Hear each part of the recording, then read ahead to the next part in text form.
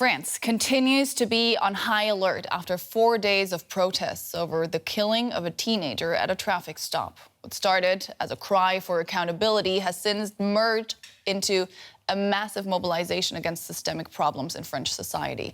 The officer involved has been charged, but on the streets of many cities in France, protesters don't believe he was the proverbial bad apple, especially in minority ethnic communities. The 17-year-old's killing is seen as another instance of repressive policing of marginalized groups.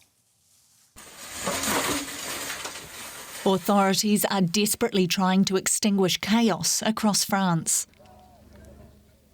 The police killing of Paris teenager Naïl has ignited widespread rage, the fury descending into destruction. More than 800 people have been arrested. President Emmanuel Macron left an EU summit to try and rein in the riots. He says many of those involved are young people and blamed social media for flaring the unrest. We have seen on Snapchat, TikTok and several other platforms both the organisation of violent gatherings and the mimicking of violence. It leads young people to detach from reality and to feel that some of them are living on the street. Video games have intoxicated them.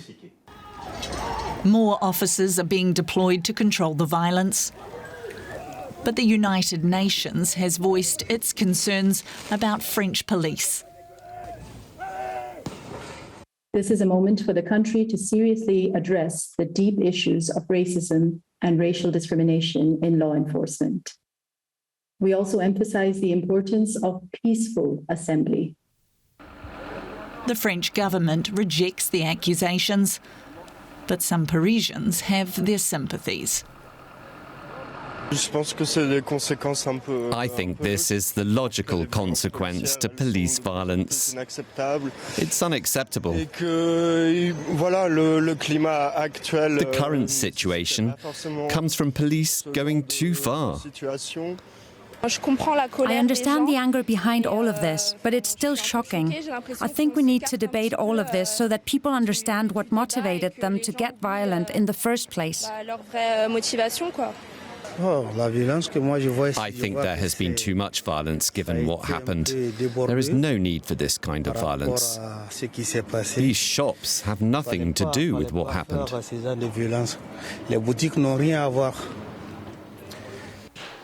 Public transport will wrap up early and public events are being called off as authorities fear the violence will escalate over the weekend. Joining me now for more from Paris is Anne-Sophie Sampere. She's a former researcher at Amnesty International France and the author of the book, How the State Attacks Our Freedoms. Ms. Sampere, welcome back to DW. Now, France is deploying tens of thousands of police to curb the expected nighttime rioting. In your opinion, is this the right way of dealing with the protests? Let's say that considering the unrest and the damages, and including damages to public property, you can understand why they're deploying forces to try to control the unrest and the riots. However, I think they have to address also the deep root cause of the anger of these youth. They came to the street because of the murder of Naël, but I think all of these youth have bad memories with the police and memories of interaction that led to violence, illegal violence, humiliation, racism, and the government is still in a huge denial regarding the situation between the police and these youth in the suburb. And if it just decided to calm down this situation without taking long-term measures, I can bet that in a few years it will start again. Mm-hmm. We heard the French president there blaming video games for the riots. What do you make of that?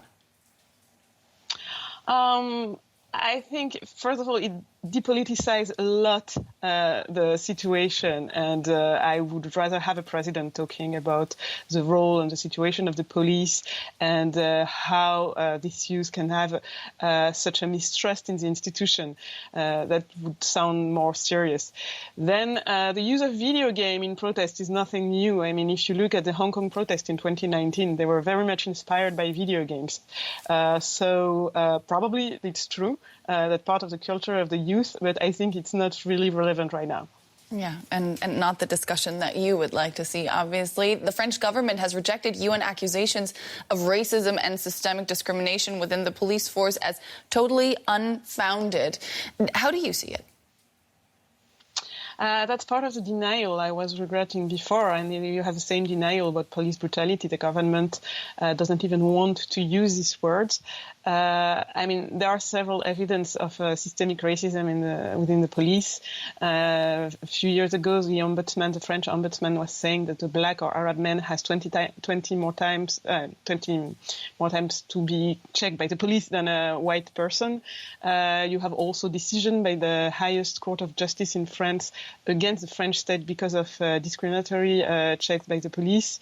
So it is an issue, and it is very important in considering the current situation to address it.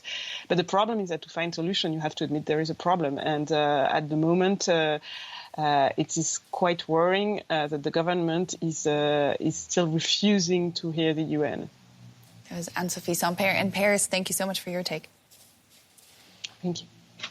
Paul Moreira joins me now. He's a French journalist and has made a documentary on police violence in France, Germany, and the U.S. Mr. Moreira, welcome to DW. France is deploying 45,000 police officers across the country to tackle the expected riots. President Macron, we heard him there in the report, is blaming the riots on social media and video games. In your opinion, how well is the government dealing with these protests? Well, that is obviously an emergency situation because every night, even within Paris, you have riots, you have looting. So the police response is the only immediate response, but there should be a long-term response, that would go much more deep into the roots of the conflict, like the parallel war between the youth, the underprivileged youth, not all the youth from the suburbs and the underprivileged neighborhoods, and the police. It is a reality. It's a reality that we have been denying as a society for so many years. And now, of course, it comes out on the open because there's one event that is triggering a really shocking wave of violence, even for people who are used to it. It's quite unusual for France. But it's not the first time that this sense of disenfranchisement and disillusion with the system has boiled over, is it? Why is the French government struggling so hard to kind of address these issues and address these youths? Well, actually, they are not struggling that hard at all. I mean, they are doing all year long almost nothing. There is no initiative of trying to recreate dialogue between the police and the youth, or trying to, like before we had like local policemen that would try to maintain some kind of long run relationship with the youth, and it wouldn't work with all of them, but some of them. And nowadays all those neighborhoods, they are totally abandoned, and whenever there's a conflict, it can end in rioting and looting, and that's what we are seeing now, to a level that everybody is surprised to witness, really. Mm-hmm. French officials deny accusations of systemic racism and this abandonment that you talk about, and I'm wondering if they're framing it as a case of one bad apple, and it really is a lot more than that. I think it's not only, the police is not only the problem. The problem is the relationship between the youth and the police.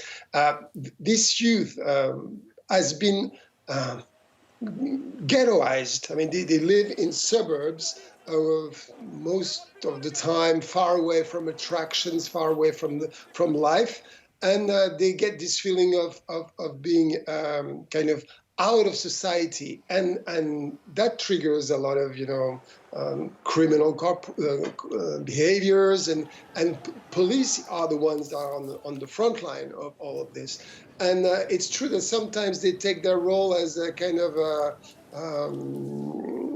private war with the youth. And I think that this private war that very few people see is at the core of the problem.